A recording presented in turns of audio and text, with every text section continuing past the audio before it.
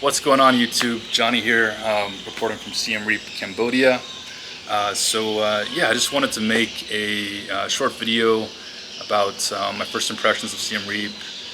This is my third day here, yeah, and right now it's Khmer New Year's, which is roughly the same thing as Songkran in Thailand. So everyone's out just like squirting each other with water guns. Yeah, good times. Yeah, let's just start with like the pros versus the cons, of Siem Reap. Starting with the good, the people.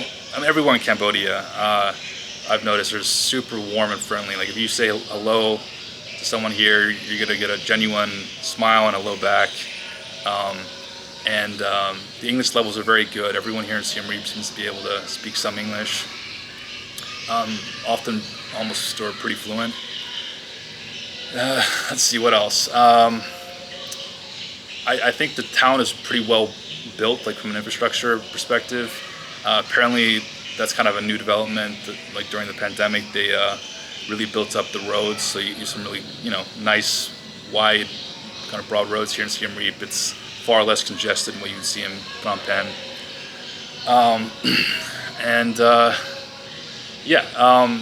It's just that the town has a really quaint kind of feel. It's very green, peaceful. It kind of reminds me a bit of Chiang Mai in Thailand, if you've been there before. Similar kind of feel and vibe to it.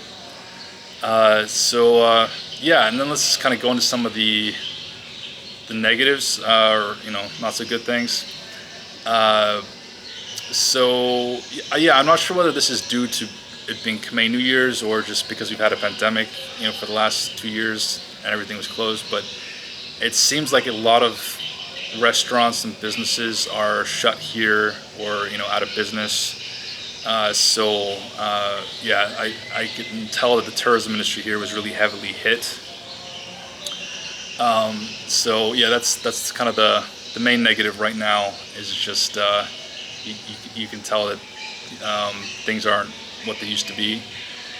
All right, going on to like number two, it's super hot. Like, I got up at 5 a.m. this morning. By 7:30 a.m. I was sweating bullets, and I grew up in South Florida, so I'm used to the heat and the humidity. But in Cambodia, it's something special. So just be wary of that. Let's see. I wouldn't say like the prices here are that great value. Just comparing it with, let's say, Thailand or Vietnam, it's because a lot of things are denominated in dollars here.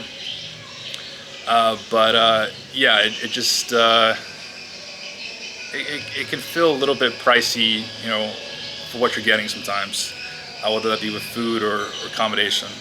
Now, I booked an Airbnb here that is actually quite nice.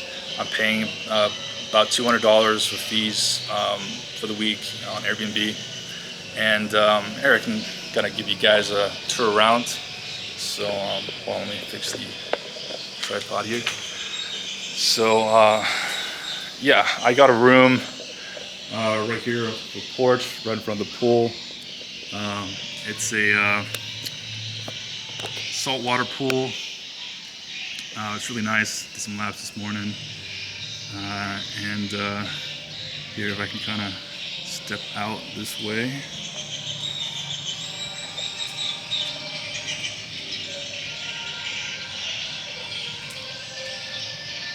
Kind of show you guys a bit of the house. So usually it's about 3 stories. I think there's like maybe 8 or 9 rooms. And I'll show you guys my room.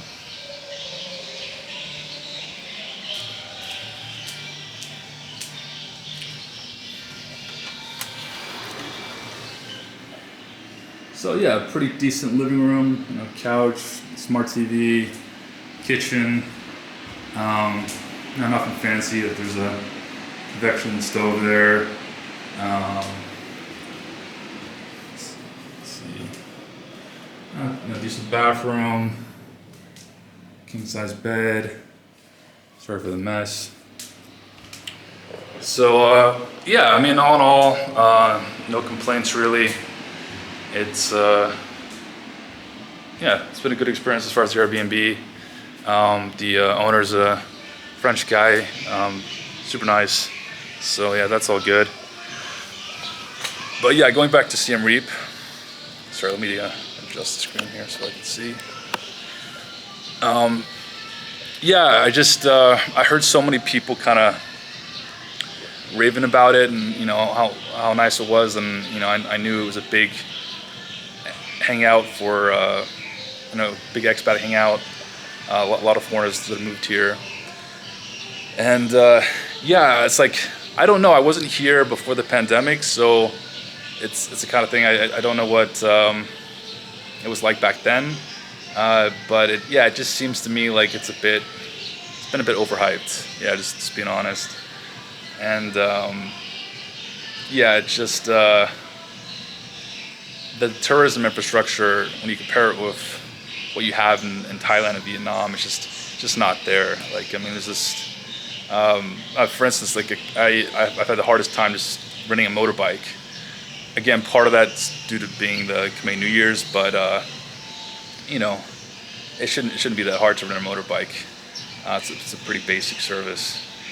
So yeah, if you're wanting to come to Siem Reap, I still think it's worth a trip. Of course, there's Angkor Wat nearby, so I think that's one of the top tourism destinations in Southeast Asia. I'm probably gonna go there tomorrow. So yeah. Anyways, yeah, those are just my thoughts on Siem Reap. Maybe as I spend more time here, my impression will change. So anyways, hope that helps somebody, and talk to you guys later. Bye.